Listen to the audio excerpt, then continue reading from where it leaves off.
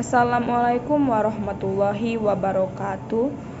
Yang terhormat dosen pengampu keuangan publik Bapak Hilian Batin.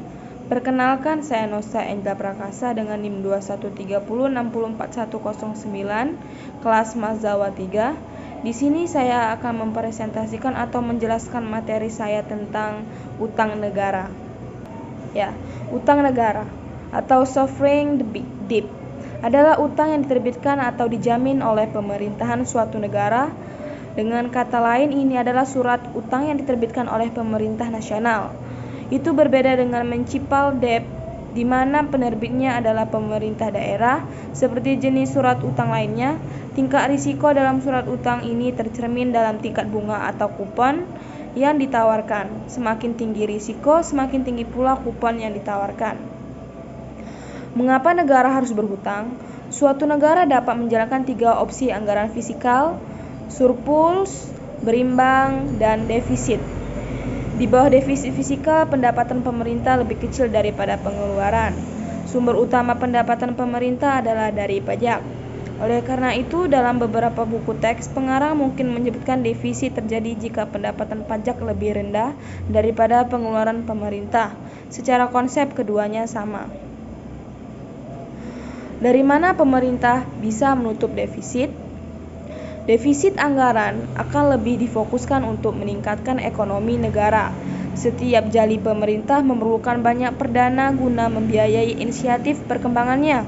Maka negara hanya bisa melakukan 2 cara saja, yaitu meningkatkan pajak atau berutang.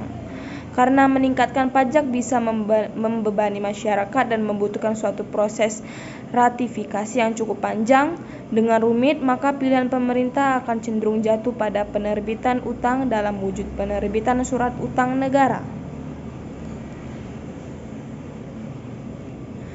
Jenis utang negara yang pertama itu utang negara domestik.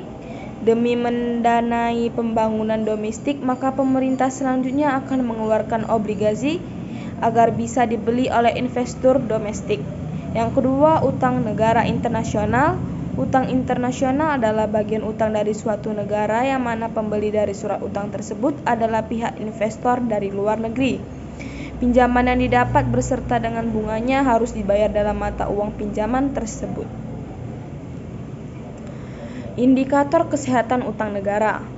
Alat ukur atau indikator yang digunakan untuk menilai kesehatan ekonomi pemerintah dan tingkat utang suatu pemerintah adalah rasio utang terhadap PDB-nya. Nilai rasio utang yang tinggi terhadap PDB berarti menunjukkan bahwa negara tersebut berisiko gagal untuk membayar utangnya. Namun, rasio tinggi tidak selamanya diartikan buruk. Beberapa negara yang tingkatnya perekonomiannya stabil juga ternyata mempunyai toleransi yang tinggi atas risiko gagal bayar utang. Seperti misalnya Amerika Serikat yang mempunyai rasio utang terhadap PDB yang tinggi, yaitu sebanyak 111,95%, namun masih banyak diimbangi dengan ekonomi Amerika yang terbilang kuat untuk bisa melunasi utangnya. Pro kontra utang negara. Yang pertama, utang negara mampu mendorong perkembangan ekonomi. Itu kelebihan dan kekurangan utang pemerintah. Yang kedua, pihak pemerintah bisa menggunakan untuk sebagai suatu saluran instrumen kebijakan ekonomi.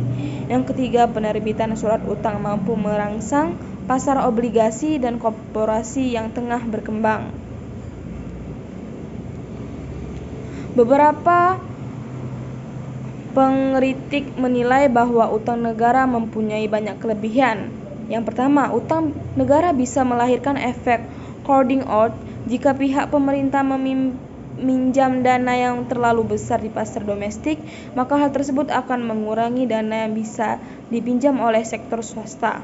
Yang kedua, berimbas pada devaluasi mata uang.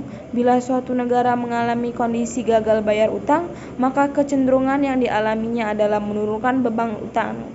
Hal tersebut seringkali dilakukan dengan cara mengevaluasi mata uang negaranya. Yang ketiga, utang sangat rentan sekali terhadap pelarian modal. Tingginya kepemilikan asing pada surat utang pemerintah membuat suatu keadaan perekonomian yang terjadi berdasarkan aksi spekulan. Pemanfaatan utang luar negeri terdiri dari yang pertama, pinjaman tunai. Pinjaman tunai dapat berupa pinjaman program standby IOAN, pembiayaan likuiditas jangka pendek, pembiayaan kontingensi, pembiayaan pemodalan, dan lain-lain yang pencariannya bersifat tunai.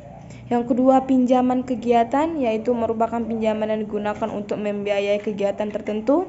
Kegiatan ini dapat bersifat tangible atau pembangunan atau pengadaan, maupun intangible, capacity building, scholarship. Solusi utang negeri. Diplomasi ekonomi menurut Racibini 1994. Masalah utang LN tidak bisa lagi diselesaikan dengan terapi fisikal dan teknis ekonomi belaka. Potensi internal ekonomi kita tidak cukup kuat untuk melayani utang luar negeri yang salah dalam pengelolaannya. Kita tidak bisa secara terus-menerus menjadi good boy dengan melayani seluruh cicilan tersebut karena sumber ekonomi dalam negeri akan terus terkuras dan mengganggu kestabilan ekonomi serta politik. Suatu pendekatan diplomasi ekonomi politik harus terus-menerus dijadikan program aksi atau action program untuk menghadapi lembaga dan negara donor. Diplomasi ekonomi juga penting dilembagakan dengan sasaran untuk memperoleh keringanan dan penghapusan sebagian hutang sehingga proses pengurangan sumber daya dapat dihambat.